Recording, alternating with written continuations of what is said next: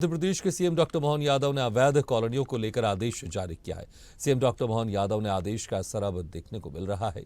इंदौर में अवैध कॉलोनियों के खिलाफ नगर निगम का अमला कार्रवाई करने पहुंचा, लेकिन इसकी जानकारी विधायक उषा ठाकुर को लगते ही वो भी मौके पर पहुंच गए। विधायक उषा ठाकुर ने अतिक्रमण हटाने की कार्रवाई रुकवा दी। दरअसल पूरा मामला राजनीतिक नजर आ रहा है। विधायक उषा ठाकुर और मंत्री कैलाश विजयवर्गीय में बीते दिनों कहासुनी हुई थी। कैलाश विजयवर्गीय ने विधायक उषा ठाकुर को जानकारी दिए बिना महू के कांग्रेस कार्यकर्ताओं को बीजेपी ज्वाइन कराई थी। जिस कॉलोनी में नगर निगम की रिमूवल टीम कार्रवाई करने पहुंची थी, वो कॉलोनी विधायक उषा ठाकुर के रिश्तेदार की बताई जा रही है। स्थानीय लोगों की माने तो दो बड़े नेताओं की लड़ाई में गरीबों का नुकसान हो रहा है। रहवासी ने बीजेपी पार्षद अश्विन शुक्ल पर भी गंभीर आरोप लगाए हैं। रहवासी ने बताया कि पार्षद अश्विन शुक्ल 5 लाख रुपए की डिमांड कर रहा है। पैसे नहीं देने पर अतिक्रमण हटाने की कार्रवाई की जा रही है। इस खबर पर ज्यादा जानकारी के लिए बात करते हैं इंदौर से ब्यूरो चीफ चेतन सिंह ठाकुर से। चेतन, जिस तरह से मुख्यमंत्री मोहन यादव की तरफ से एक यहाँ पर सख्त निर्देश भी दिए गए कि जो अवैध कॉलोनियां है उसके ऊपर सख्त कार्रवाई की जाएगी, लेकिन जब कार्रवाई करने के लिए अमला पहुंचा तो वहां पर विधायक जी पहुंच गई और इस कार्रवाई को रुकवा दिया। किस तरह के उसके बाद फिर ये माहौल बना और अभी वहां पर क्या कुछ हो रहा है, ये भी हम आपसे जानना चाहेंगे।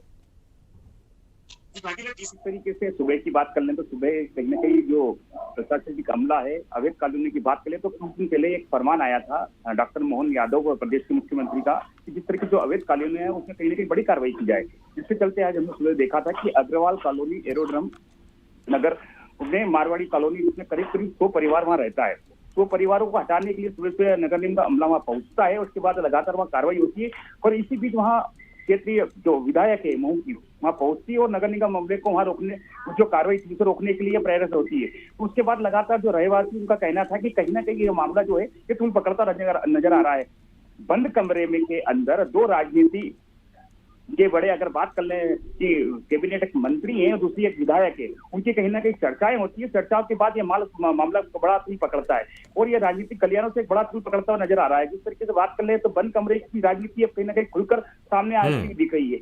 बताया जाए सूत्रों के अनुसार यह कॉलोनी उषा ठाकुर के कोई रिश्तेदार की बताई जा रही है, जिसके चलते वो पहुंची थी। उनका कहना था कि मैं क्षेत्रीय जो विधायक है जो कैबिनेट मंत्री में उनसे बात करूंगी, डॉक्टर मोहन यादव मुख्यमंत्री से बात करूंगी, क्योंकि यह जो कॉलोनी पूर्णतः उनका कहना है कि यहाँ रजिस्ट्रियां होती है, पंचायत से एनओसी ली जाती है, उसके बाद कहीं कितनी जो यहाँ मकान बने हैं वो कहीं ना कहीं बैंकों से लोन लिए बनाए गए। पर जो बात कर लें जो बड़े राजनेताओं के बीच में गरीबों का नुकसान यहाँ हो रहा है। गरीबों की बात कर ले तो गरीब दो मकान बने, कुछ गरीब तो ऐसे उनका कहना है कि यहाँ कहीं ना कहीं जो मकान बनाए गए थे किन्होंने कर्जा लेके बनाए हैं, बैंकों से कर्जा लिया है, लोगों से कर्जा लिया है, वो बनाया है। पर ये दो बड़े नेताओं के बीच में गरीबों का नुकसान यहाँ साफ तौर पर दिख रहा है और क्षेत्रवासियों का आरोप है कि यहाँ जो पार्षद है अश्विनी शुक्ला वो उनसे पैसों की डिमांड कर रहे हैं। ये कहाँ तक सच है ये तो देखने वाली जांच का विषय है। पर जिस तरीके से गरीब तबका होता है, बड़ी मेहनत से अपना मकान बनाता है, वो सीधे तौर पर बता दूं कि अब ये खुलकर लड़ाई सामने आ रही है। तो बात कर लें तो आर्थिक राजधानी इंदौर है और दो ही बड़े नेता हैं और दो ही बड़े नेताओं की बात करें, दो ही बड़े नेताओं के बीच में गरीबों का नुकसान हो रहा है। जो क्षेत्रीय पार्षद है वो भी बीजेपी के, तो पार्टी को अब इस और ध्यान देना चाहिए कि किस तरीके से जो गरीब तबका है, सरकार हमेशा कहती है कि हम गरीबों के साथ हैं,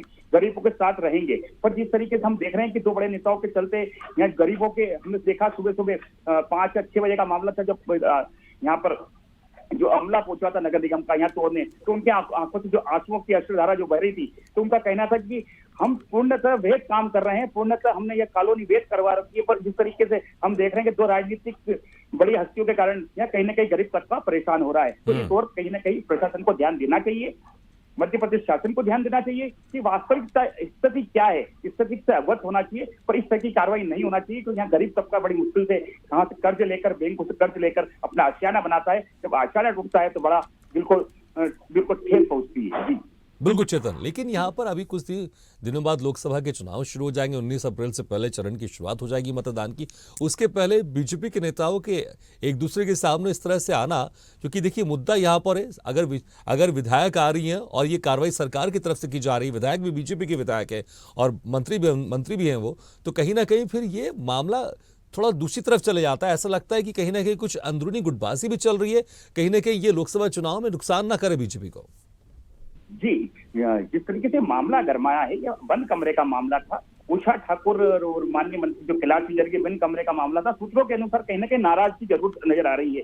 उनका कहना था कि कुछ दिन पूर्व जो कांग्रेस के कार्यकर्ता थे, कांग्रेस के जो दिग्गज नेता थे, उन्हें कैलाश विजय को बीजेपी में लाए थे। और बता दूं, महू के जो दिग्गज नेता है अंतर सिंह दरबार, जो पूर्व में विधायक रहे थे, उनको वो बीजेपी में लाए थे। कई कार्यकर्ता जो बीजेपी के महू से कांग्रेस से थे, वो बीजेपी में आए थे। तो कहीं ना कहीं जो बड़ी नाराजगी थी, उनका कहना था मुझसे बिगड़ तालमेल किए, बिगड़ मिले, उन्हें बीजेपी में शामिल कर लिया गया। तो कहीं ना कहीं जो आपसी जो मामला था, कहीं ना कहीं गड़बड़ा रहा, जिसके चलते अब ये खुलकर ये मामला सामने आ रहा है। आगामी चुनाव लोकसभा का है, लोकसभा चुनाव में इस तरीके का अगर माहौल बनता है तो कहीं ना कहीं परेशानियों का सामना भी बीजेपी को करना पड़ेगा। पर आपसी तालमेल बिठा लिया जाए और जिस तरीके से गरीबों को इसको नुकसान नहीं होगी, तो दो बड़े राजनीतिक के चलते कहीं ना कहीं गरीबों का आशियाना टूटते हुए नजर आ रहा है। तो कहीं जो लोगों का कहना है कि आपका मामला आपकी तरह से निपटाइए, पर हमें हमारे आशियाने से दूर मत करिए। ठीक है, लेकिन अगर अभी की कार्रवाई की बात करें, क्या कार्रवाई अभी रुकी हुई है या फिर कार्रवाई फिर से शुरू हो गई है? अभी जो उषा ठाकुर थी, महू की विधायक, उनका कहना था क्षेत्रवासियों को उन्होंने बात की, उनका आश्वासन दिलाया कि माननीय मुख्यमंत्री से बात करूंगी, माननीय जो कैबिनेट मंत्री यहाँ के जो क्षेत्र विधायक उनसे बात करूंगी, यहाँ के पार्षद से बात करूंगी, जब तक आप कार्रवाई रोकिए। क्योंकि जिस तरीके से उन्होंने प्रमाण पेश किए, उनका कहना है कि यहाँ पे पंचायत से एनओसी ली गई थी, रजिस्ट्री वाले प्लाट है, बैंकों से लोन लिया गया है, तो तमाम जो दस्तावेज है वो पेश कर दिए गए हैं। अब देखने वाली बात होगी किस तरीके से यहाँ कार्रवाई रुकती है या इन जितने 100 मकान है उनपे कहीं ना कहीं बुलडोजर नगर निगम का चलता है। ये तो आने वाला समय बताएगा, पर अभी फिलहाल ये कार्रवाई रोक दी गई है। ठीक है चेतन, बहुत बहुत शुक्रिया इस तमाम जानकारी के लिए। तो जिस तरह से यहाँ पर नगर निगम का अमला अवैध कॉलोनियों को ढहाने के लिए पहुंचा, लेकिन वहां पर विधायक उषा ठाकुर भी पहुंच गई। तो जिस तरह से देखना होगा अब इस मामले में क्या कुछ होता है, क्योंकि फिलहाल तो अभी कार्रवाई रुकी हुई है, लेकिन क्या कार्रवाई फिर से शुरू होती है, क्योंकि सरकार, विधायक जो उषा ठाकुर है वो भी बीजेपी की नेता है, बड़ी नेता रही हैं और मंत्री भी रह चुकी हैं। और दूसरी तरफ ये कार्रवाई सरकार के सख्त निर्देश के बाद यहाँ पर सामने आई है। तो देखना होगा क्या ये कार्रवाई रुकी रहेगी या फिर से चालू होगी।